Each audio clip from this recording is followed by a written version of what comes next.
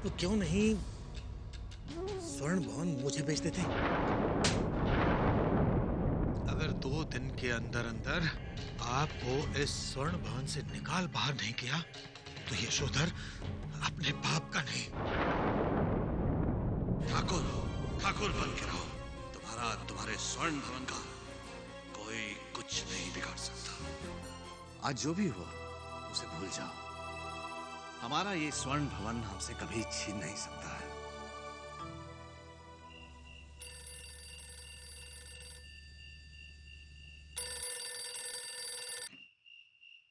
Hello जी, कौन है?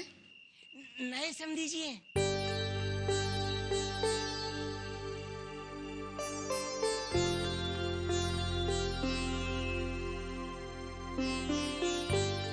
हम अभी आते हैं।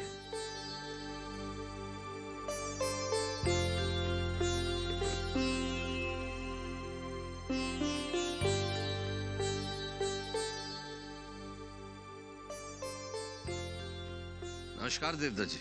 नमस्कार ठाकुर साहब, आपसे एक निवेदन करने के लिए फोन किया है।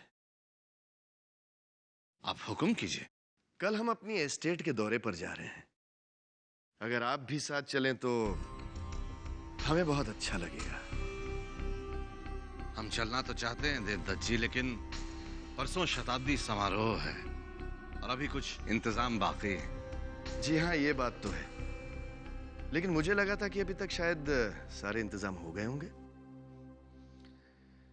ये समारोह हमारे लिए बेटी की शादी से कम नहीं है, और शादियों में तो आखिरी वक्त तक इंतजाम चलते ही रहते हैं, खासकर बेटी वालों के। जी मैं समझ सकता हूं। ठाकुर साहब, अगर आप नहीं जा सकते तो कम से कम हमारी होने वाली बहू को ही भेज दीजिए। इस बहाने हमें उसे जानने का और उसे हमें जानने का मौका भी मिल जाएगा। नहीं, वो जी मैं समझता हूं ठाकुर साहब। अकेले भला ऐसे कैसे आप उसे भेज सकते हैं? आभा बिटिया के साथ आप लता और प्रकाश को भी भेज दें, लेकिन हमारी इच्छा तो आपको साथ ले जाने की है ठाकुर साहब। जी नहीं, हम तो नहीं, बच्चे आ जाएंगे। जी नमस्कार। नमस्कार ठाकुर साहब।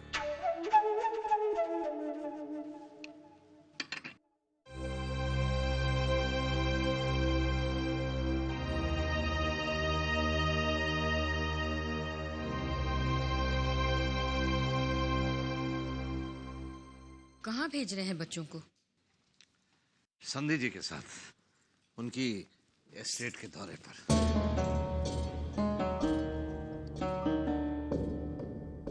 चलो बच्चे ही चले।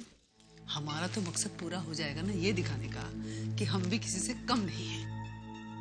पर ये कोई मुकाबले की बात है मम्मी? ये मुकाबला नहीं, भरोसा है, ठाकुर के लिए भी, उसकी बेटी के लिए भी। देख, पैसा पैसे को खींचता है। जब उन्हें हमारी हैसियत का पता चलेगा तभी तो अपनी हैसियत दिखाएंगे हम। पर ये एस्टेट हमारी थोड़ी ना है, ये तो चाचा जी की है। चाचा किसके? मेरे। तो एस्टेट भी तेरी हुई ना? लेकिन उनका अपना बेटा है। और अब बहस मत कर, चुपचाप खाना खा। और हाँ, सुबह वहां जाकर ना सत्यवादी हरिश्चंद्र बनने की कोशिश मत करना। देख, अगर तूने जबान खोली ना तो हमारी किस्मत पर ताला लग जाएगा, समझा?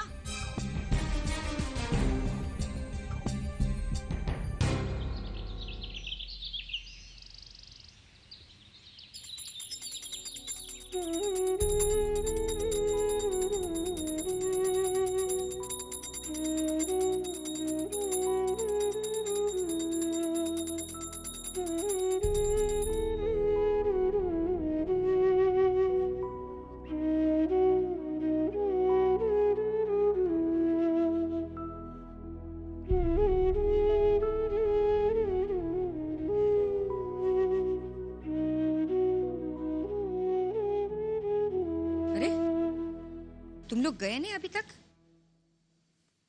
माँ, आपको बताए बिना कैसे जा सकते थे? माँ, हम अच्छे लग रहे हैं ना? हाँ भैया, मैंने कहा ना, बिल्कुल राजकुमार लग रहे हो। जिनके साथ जा रहे हो वो हमारे होने वाले समधी हैं। याद रहे, गलती से भी ऐसी बात मुंह से ना निकले जो हमारी स्वर्ण भवन की शान के खिलाफ हो या हमारी प्रतिष्ठा पर कोई आंच आए। समझ रही हो ना हमारा मतलब? जी माँ। माँ, हम समझ तो गए हैं, पर आप समझा क्यों रही हैं? नए रिश्तों और नई कोपलों को कुछ समय तक बड़े ध्यान से सींचना पड़ता है बेटा। बच्चे जहां भी जाते हैं अपने माता पिता का प्रतिनिधित्व करते हैं। उनकी अच्छाई की प्रशंसा और बुराई की निंदा असल में उनकी नहीं, उनके माता पिता की होती है।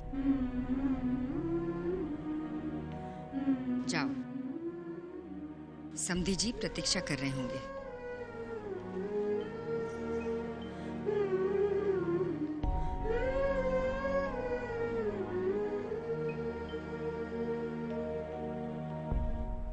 वो देखो बेटा, जहाँ तक नजर जाती है ना, ये सब हमारी जमीन है, लेकिन हमने इसे बटाई पर दे रखी है। पता है, इन जमीनों से इतना अनाज होता है, इतना अनाज होता है कि अगर पूरा उत्तम नगर हमारे घर खाना खाने बैठ जाए ना तो भी बच जाए। लेकिन हम हर साल राशन मुफ्त पूरे शहर में बांट देते हैं। वो क्या है ना, किसी गरीब का पेट भरेगा तो वो हमें दुआ ही देगा ना। जी ये तो है, आपने तो इतने सालों में दुआओं से झोलियां भर ली होंगी। आभा बेटा, तुम कुछ सोच रही हो क्या? जी नहीं, बस आपकी बातें सुन रहे हैं। आप बातें बहुत मजेदार करते हैं। बेटा, औरत पेट के रास्ते दिल तक पहुंचती है और मर्द बात के रास्ते। भाई बात तो ये भी बहुत अच्छी है, पर कुछ समझ नहीं आई।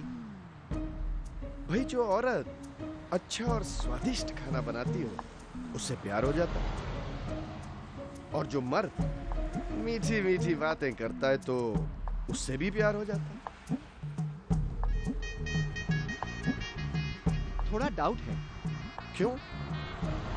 खाना तो हमारे महाराज भी बहुत स्वादिष्ट बनाते हैं, पर हमें तो अभी तक उनसे प्यार नहीं हुआ।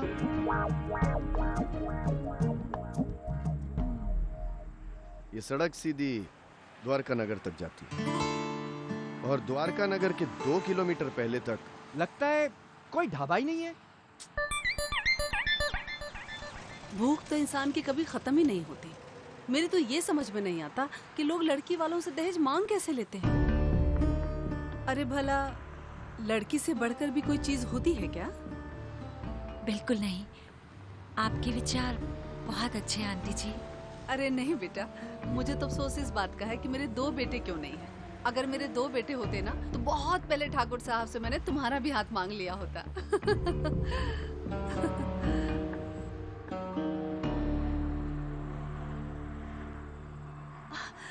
अरे लगता है सीतापुर आने वाला है। वो क्या है ना, हमारे मुजाहरों ने हमारे दोपहर के खाने का प्रबंध यहाँ किया हुआ है। अच्छा? हाँ।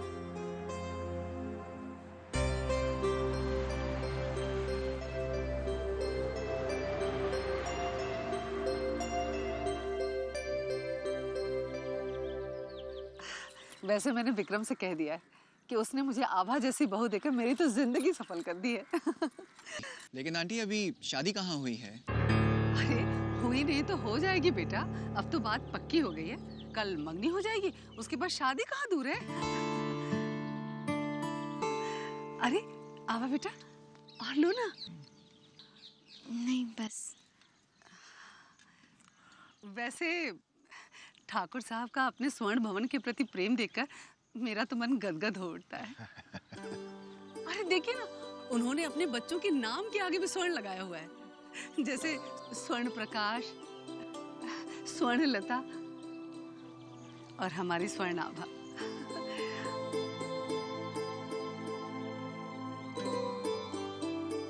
सच पूछे तो स्वर्ण भवन चीज ही ऐसी है कि किसी को भी उससे प्रेम हो जाए। भाई मैंने तो सोच लिया है, अपने पोते पोतियों का नाम भी मैं कुछ ऐसा ही रखूंगी। कैसे? कैसे? जैसे स्वर्ण कमल, स्वर्ण ज्योति और स्वर्ण कलश, ठीक वैसे ही जैसे ठाकुर साहब ने अपने बच्चों का नाम रखा है। अरे आभा, तुम्हारा खाना हो गया है तो तुम उठ जाओ, क्योंकि हम तो अभी 2-3 पूरी और खाएंगे। भाई दोपहर के खाने को जब 3 बजे हैं तो रात के खाने को 11 भी बज सकते हैं। बेटा औपचारिकता में ना पड़ो।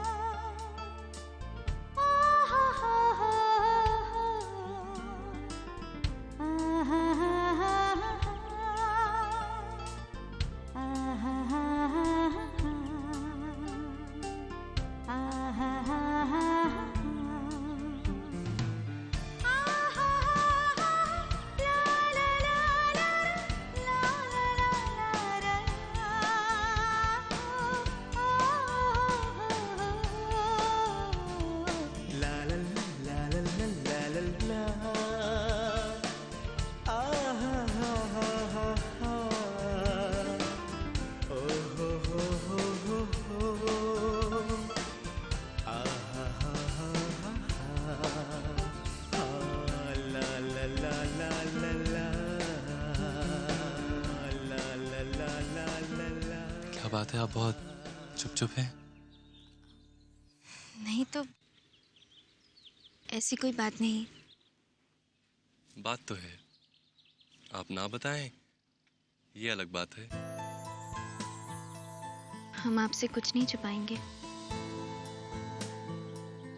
ये आप हमसे वादा कर रही हैं या तसल्ली दे रही हैं मुझे? जिस रिश्ते में हम बंधने वाले हैं उस रिश्ते में शायद एक दूसरे से कुछ छुपाना ठीक नहीं।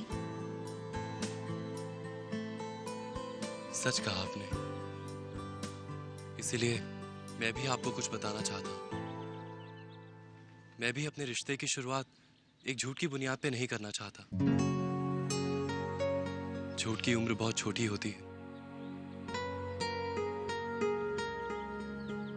ऐसी क्या बात है जिसके लिए आप इस तरह भूमिका बांध रहे हैं? सच सिर्फ सुनने वाले को नहीं, कई बार बोलने वाले को भी कड़वा लगता है। प्लीज बताइए ना, बात क्या है?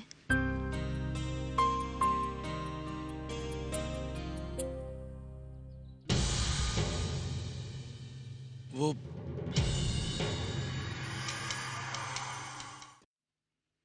प्लीज बताइए ना, बात क्या है?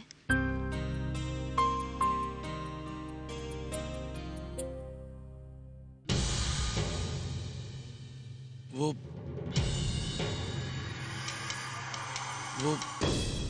आप इस साड़ी में बहुत खूबसूरत लग रही हैं, अच्छी लग रही हैं आप। ये बताने के लिए आप इतनी भूमिका बांध रहे थे कि हम इस साड़ी में अच्छे लगते हैं? अरे बेटा, पहली बार तारीफ करने के लिए भी हौसला चाहिए होता है, चाहे वो अपने होने वाली पत्नी की ही तारीफ क्यों ना हो। और फिर मेरा बेटा ये बेचारा तो इतना सीधा है कि इसके मुंह में जबान ही नहीं है। जा बेटा, जरा अपने पिताजी से पूछ कब तक चलना है हमें। जी।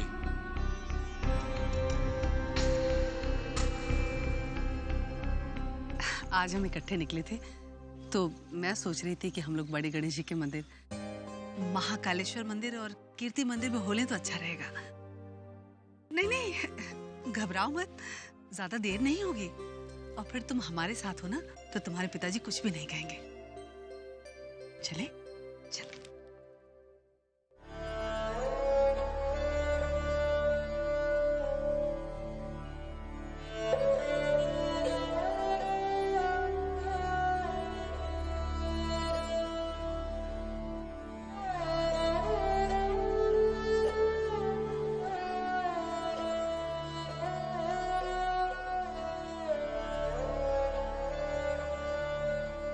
मन में कोई दुविधा मत रखिए चंद्रप्रभा। जो प्रश्न होठों तक आ गया है उसे पूछ ही लीजिए।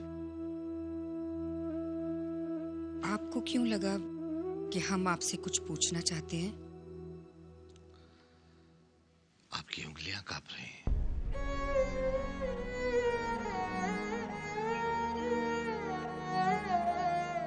आप तो बिना बोले हमारी मन की सारी बातें जान लेते हैं। हम आज भी जानते हैं कि आपके मन में वही बरसों पुरानी उथल पुथल, वही दुविधा है। और वो दुविधा अपना रूप बदल बदल के प्रश्नों की शक्ल में आपके सामने आ खड़ी होती है ना? हम जानते हैं कि आपके दिल में क्या सवाल तिल मिला रहे हैं कि आर्थिक हालात ठीक ना होते हुए भी हम इतना बड़ा शताब्दी समारोह क्यों कर रहे हैं? क्यों दान के लिए हमारा दिल और दरवाजा खुला रहता है? क्यों हम पैसा खर्च करते हुए जरा भी नहीं सोचते? हम पैसा खर्च करते हुए सोचते नहीं, इसीलिए ठाकुर हैं। हम दान दक्षिणा के लिए अपना दिल खोल देते हैं, इसीलिए ठाकुर हैं।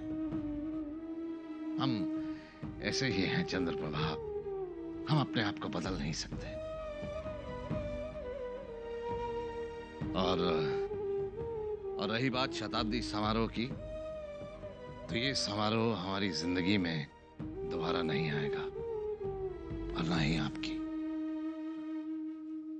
हम ये सब नहीं जानना चाहते हैं। तो क्या आप ये जानना चाहते हैं कि हमने स्वर्ण आभा को राय सिंह परिवार के साथ क्यों भेज दिया? चंद्रप्रभा, हमने आभा को इसलिए भेज दिया ताकि... मत बताइए। आप जानना नहीं चाहती? हम स्वर्ण भवन की परंपरा नहीं तोड़ना चाहते। आज तक स्वर्ण भवन की किसी बहू ने अपने पति के किसी भी फैसले पर सवाल नहीं उठाया।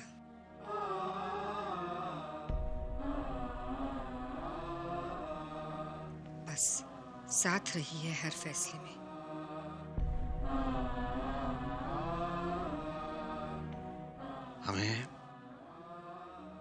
हमें वहम था चंद्रप्रभा। क्या? आपकी उंगलियां कांप नहीं रही हैं?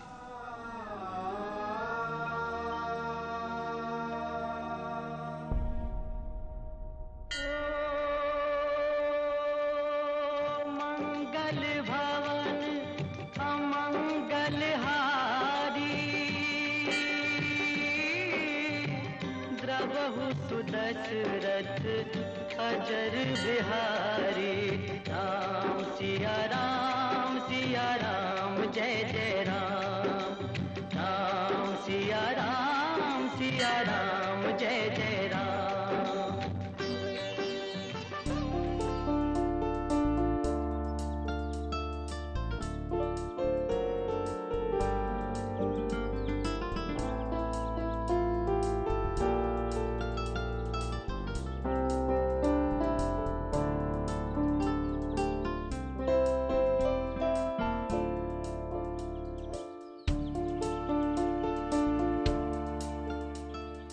आपने शायद उस समय बात बदल दी। जी? वो आप कुछ कहना चाहते थे हमें? तो बताइए ना। मुझे समझ नहीं आ रहा कि मुझे आपको सच बताना चाहिए या मंदिर में झूठ बोलेंगे? पर झूठ तो मंदिर के बाहर बोला जा चुका है। किस बारे में? देखिए। आभा? जी दीदी। आओ ना।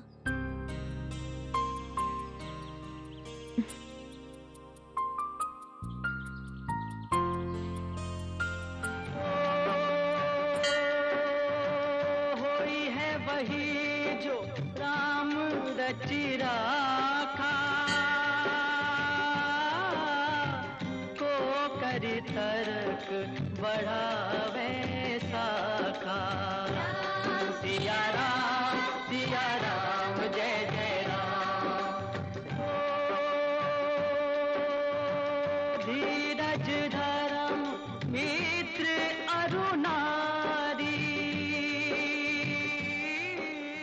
भगवान विक्रम जी को सच बोलने की शक्ति देना।